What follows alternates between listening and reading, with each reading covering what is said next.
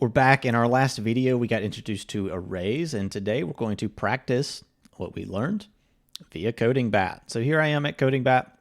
I'm going to pick the array 1 section. Most importantly, these things are basic array problems. That is, you're not going to need a loop. So this is really focusing on the things that we learned yesterday, and I'm going to dive right in with first, last, 6. Given an array of ints, return true if 6 appears as either the first or last element in the array. The array will be a length of 1 or more. So here, this function, this method, is going to take in an integer array, which they are referring to as nums. Okay, yesterday I kind of mentioned that we may not know how long the array is, which is why we need to use length to do things, but we then proceeded to make an array on the spot, so we knew exactly how long it was at all times. Here, they're going to go through several test cases, so we don't necessarily know how long this array is going to actually be. Here they show us some of our test cases. We see first, last, 6, and we're taking in the array. This is going to return true because 6 appears as the last element.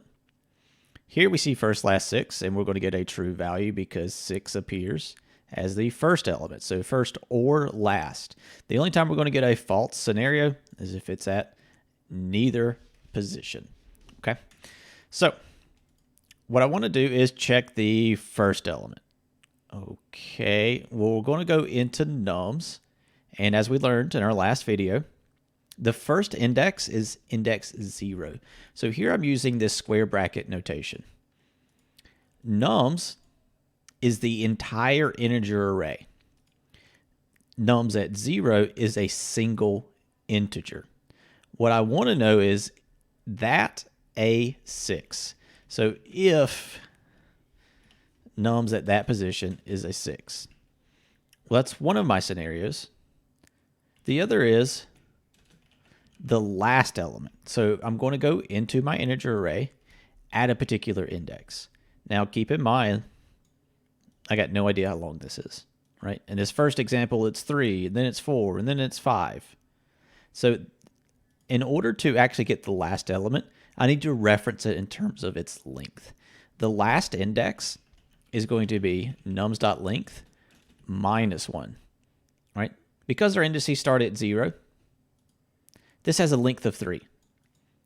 Our indices are 0, 1, 2. So the last index is 1 less than our length, right? 0, 1, 2, 3. This happened to number those indices for us. The last index is 1 less than its length. This is a length of 4. This is an index of 3. So I'm going to go into the array at this position. This is an array. We would call this an index. We would call this an element. I want to know, is the element, that single integer, equal to a 6? If the first element is a 6 or the last element is a 6, I'm going to return true. Otherwise, if I'm still here, we're going to return false. Right? You see, we knocked it out. We got them all correct. So this kind of structure hinges on the idea that once we return, we're going to exit the method. So if this is true, that is the first element is a 6, or the last element is a 6, I'm going to return true, and then we're going to leave the method. If I'm still here, that means that this was false, and so I'm going to return a false. Ultimately, because this is returning a Boolean, we could actually just use this expression that I'm using as my condition and just do it here at the point of return. We're going to ask, is the first element a 6, or is the last element a 6? Note that it is possible that both are a 6. I mean, technically, the first and last element here on this test case is a 6. They don't give us any other ones, but that would trigger, right? The first element's a 6. It also happens to be that the last element is a 6. But if either is a 6, I'm going to get a true value from our OR operator, which is what we ultimately return. I'm going to hit the go to prove that this solution does work. And it doesn't get much better than this. Let's go to our next one. Same first, last. Given an array of ints, return true if the array is length 1 or more, and the first element and the last element are equal. Okay, so they're going to throw you a bit of a curveball with this one. They're going to basically try to pass in an array that has a length of 0, which is possible. Not super useful for us, but is possible. There are uses for it, don't get me wrong. So this is basically the same thing, right? I'm going to go into my array at the first index.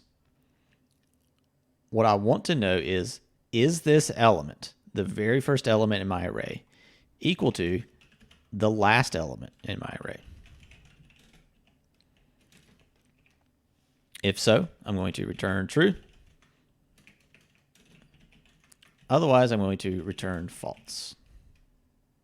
Okay, we're going to have a bit of an issue here. You see, we got like everything right except this one test case.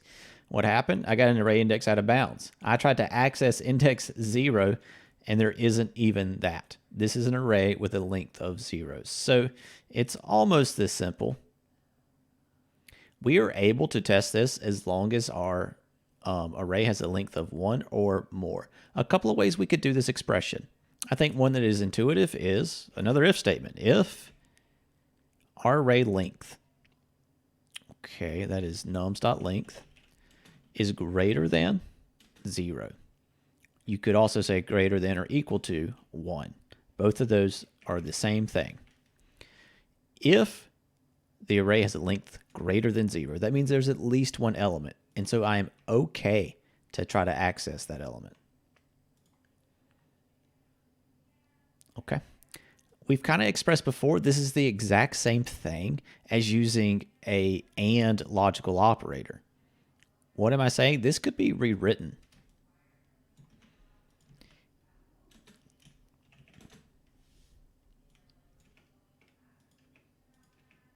Take a look at how this reads. If nums.length is greater than 0 and the first and last elements are the same, we're going to return true.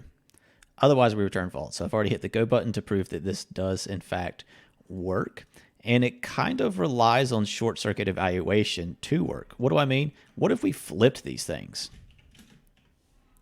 Right? What if I said, what if the first and last element are the same and our length is greater than 0? In theory, that's basically the same thing, but you see that doesn't work. This is relying on short circuit evaluation. What do I mean? Well, the only way that we even check this right-hand side, which is where the index out of bounds could potentially occur, right? Trying to access nums at 0 when there isn't even a single element is a problem. Okay, it actually even shows us right here. Array index out of bounds, exception 0. Literally trying to access index 0 when there isn't a single element is where we're going out of bounds. So this is where we're going out of bounds. The way the short circuit evaluation helps us is we're only going to do this right-hand side if the left-hand side is true. And if the left-hand side is true, I know I have at least one element, right? If this is true, we got at least one element. And then we're free to check the right-hand side. So whenever it's inverted the other way, I'm trying to access the first element before I have checked to see if this is true. Okay. In the event that this is false, this is where the short circuit evaluation kicks in, right? I have false and something. I don't even care what that something is. If we see a false value on the left-hand side, we already know that this is going to produce a false value. So we don't even check the right-hand side. That both makes sense, but it also increases efficiency. Let's move on to the next one. Make pi, okay? Return an int array length 3 containing the first 3 digits of pi, 314. They want us to make this array specifically. Take a look. There's only one test case here, right? There's no arguments coming in, no parameters. We need to create an integer array and return it. Okay, well, I'm going to do that. I'm going to create an integer array. I'm going to call it RTN, or how about this, pi? That makes a little bit more sense. It is a new integer array with a length of 3. Why 3? I want exactly 3 numbers, 314. Okay. So here is, I would call this a construction statement. The left-hand side, we're creating our variable, an integer array called pi. The right-hand side, we're creating the actual integer array. Now, because this is an int array, it's going to be filled with zeros. So right now, the contents of our array is this. I need to turn it into 314. Okay, well, I'm going to say pi at index 0 is a 3. I'm going to say pi at index 1 is a 1. And then I'll lastly say pi at index 2 is a 4. So I have created the array, right? And this variable is referencing it. I can then go into the array and change the values so that we have exactly 314 in our array. The last thing I'm going to do, keep in mind, we have to return the integer array. I'm going to return pi. And there we go. Let's look at the next one. Ooh, got a hair or something. It ain't my hair,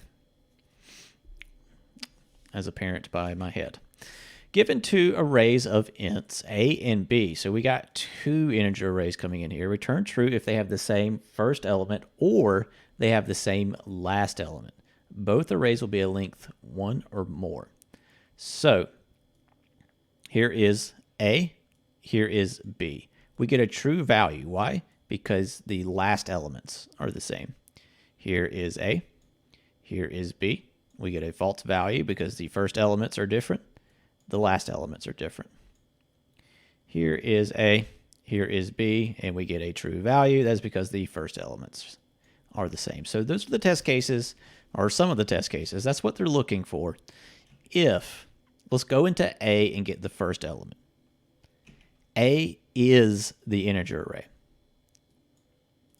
So I'm going to access A at 0. That is the first element. I want to know, is that element equal to B at 0? Okay, let's take a look for a moment. A is an integer array, a list of ints. I'm going to pull out the int at index 0. That is a single integer. So what I'm comparing is an integer to an integer using a equals relational operator. Okay. So that would check for the first elements, but it is possible that the last elements are the same. So I want to pull the element from A. It should be at the end of A. Note that these things could be different lengths, right? In this example, A has a length of 3, B has a length of 2. So make sure that whenever you're trying to figure out the last element, you're using the correct length, right? I'm trying to pull the element from A. So I'm going to use A's length in order to get the last element. Okay. A is the entire array. What I have highlighted is an index. What I have highlighted now is the element. It is the element, the single integer from A at that index. I want to know, is the last element of A equal to the last element from B? Right? If this is true, I'm going to return true. Otherwise, we're going to return false.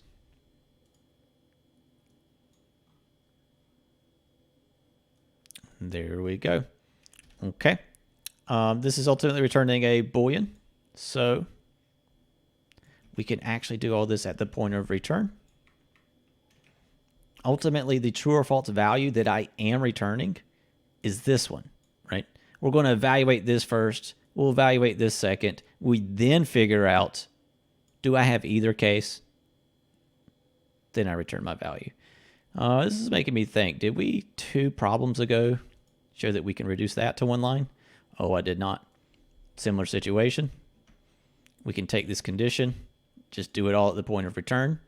This would be one argument as to why you can use an AND logical operator, or why the AND logical operator is a little bit better in this context. Because if you did nested if statements, you couldn't reduce it to this level. All right, let's see what we got next after common end. It is sum 3. Given an array of ints, length 3. So they tell us we're going to have exactly 3 elements. Return the sum of all of the elements. Okay, so I'm going to create an integer here called sum. And initially it starts out at 0.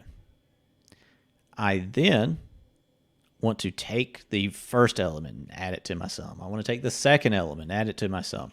Okay, so the first element is going to be nums at 0. I want to say that sum is what it was plus this value. Right? Now we can effectively repeat that. Tacking on the second value. Some of you are probably cringing. We're going to drastically reduce the amount of code here. But I start out with a sum. I then add the first element, second element, the third element. After I've done this whole process, I could return whatever is in sum, ultimately returning just a single integer. And you see we're getting that correct.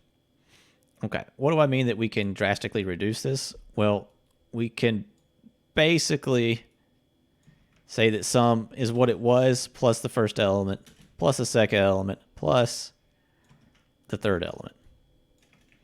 Giving you something like this. We can reduce that even further. Maybe whenever I create sum, I just do it there. I create this integer and I'm not really using it. We can just do this all at the point of return. So I would say this is probably the best solution in this, given the fact that we know it has exactly a length of 3. I'm going to take a moment to kind of explore this idea of what if there were more than 3? What if you didn't know how long this thing was? That would make this not really possible. The only thing you could do is loop. So I'm going to create a sum variable. I'm then going to loop through nums.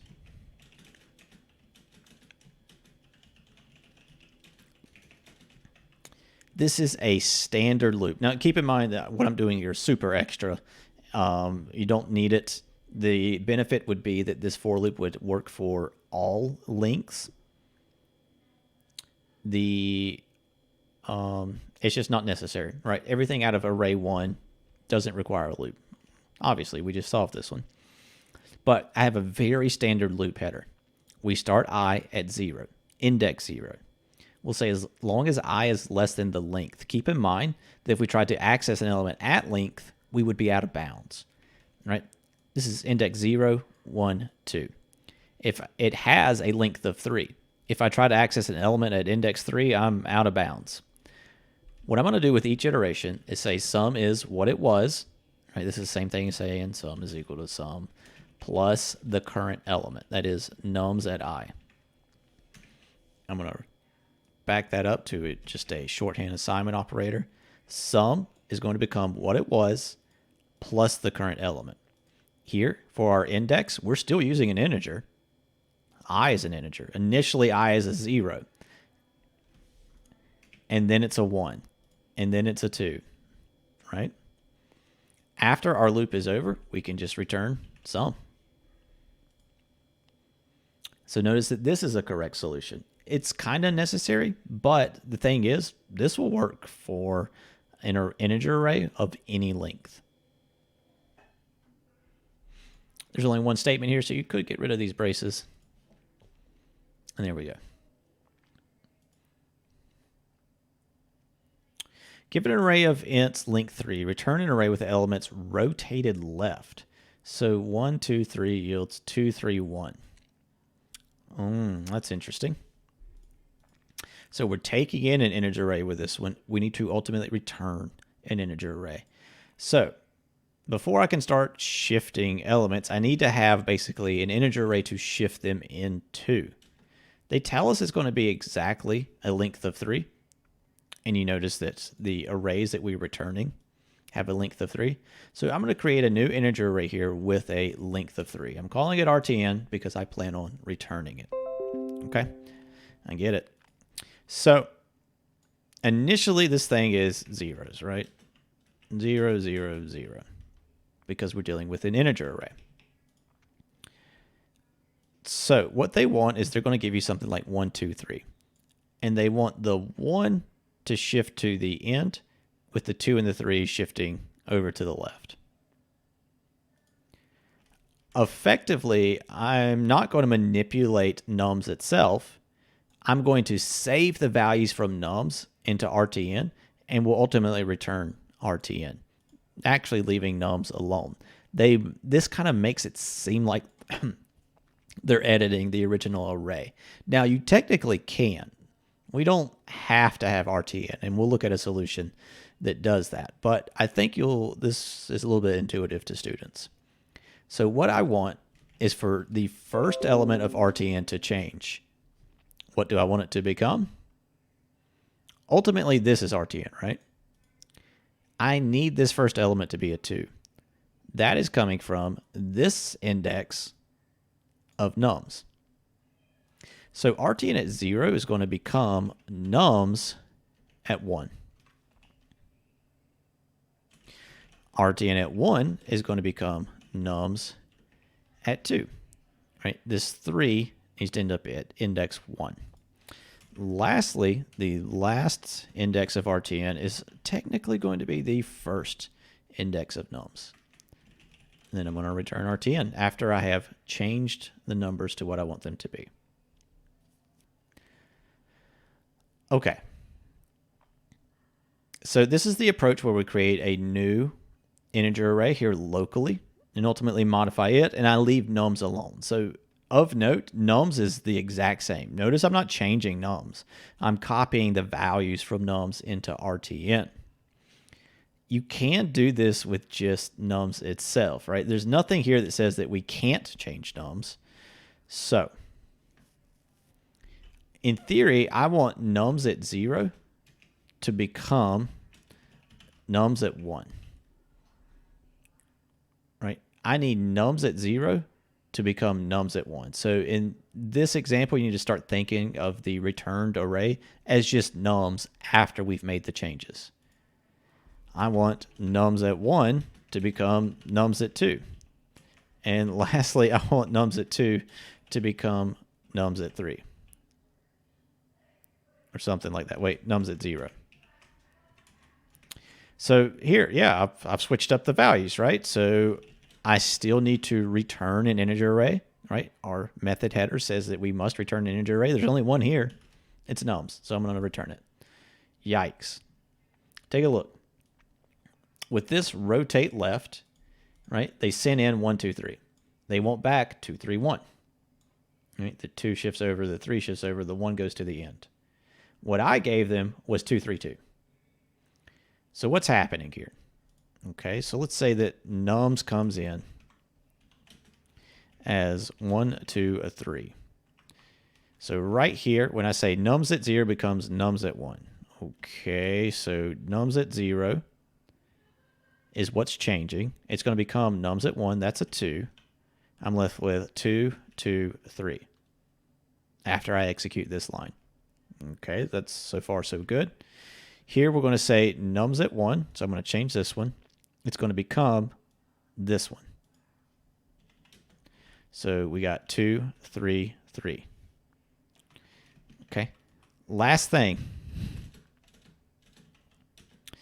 Nums at 2, right, I'm changing the last index, is going to become nums at 0.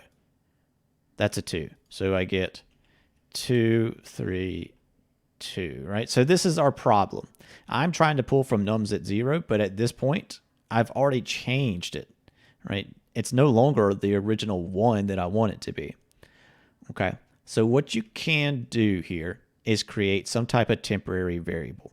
Ultimately, the only one that I need to store temporarily is nums at 0, right? You see that we are correct up until this point. So we can create temp, and it is just going to hold on to nums at 0 temporarily. When I get down here, right? So like let's think about this for a moment. Temp is going to be just 1. It is the element at index 0, right? So I have a 1 stored there. When I reach this point, everything is correct except nums at 0.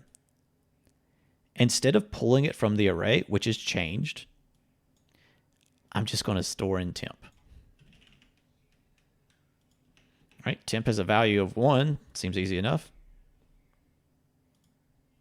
There we go. Okay. Kind of a cheeky way to do this. It's hard to say if I would do this in practice. It's a little bit more efficient because the extra array that we would have made with the other approach does take up space. Here, the only additional space I need is one integer, but effectively a new integer array with a length of 3 is 3 integers, plus a little bit more overhead. So we are saving some space with this cheeky little approach. That being said, if they told us that we can't modify nums, right, then of course we got to go the other route. All right, let's do one more. Reverse 3. Given an array of ints length 3, return a new array with the elements in reverse order so that 1, 2, 3 becomes 3, 2, 1. This just feels like the exact same thing, right? I would go this route where we create a brand new array that has a length of 3.